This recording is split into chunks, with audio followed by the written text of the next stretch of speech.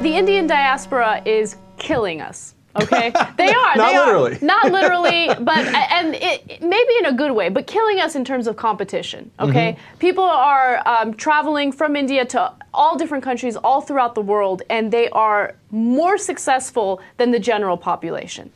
That is true in almost all of the countries that they're in. Yes. And it's certainly true here in the United States. It is. So I'm going to give you a couple examples.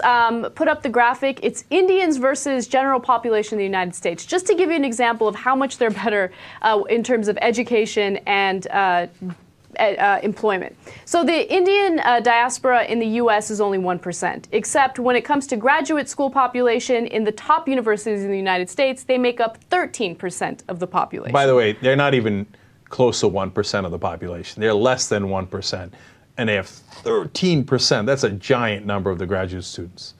In the United States, 67% of Indians have bachelor's degrees. Now compare that to 28% of the general population in the United States. Beating you with a whooping stick.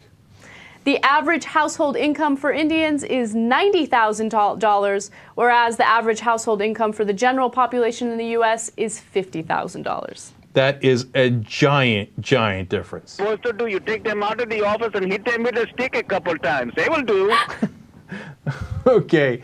Now, look, we're giving you those numbers, one, because they're true, and it's a news story.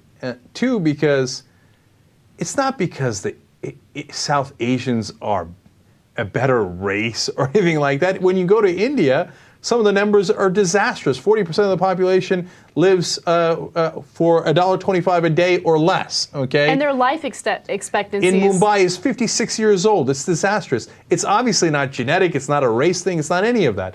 It's that in the diaspora, in the Indian community, there is this work ethic. There's an expectation of going to school and doing exceedingly well.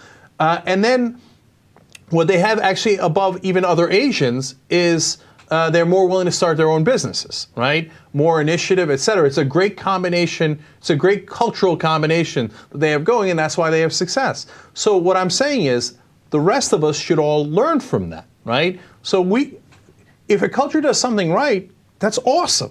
We should, adapt that and have everybody do it, right? So Asians should be more willing, other Asians should be more willing to start their own businesses, as an example, right?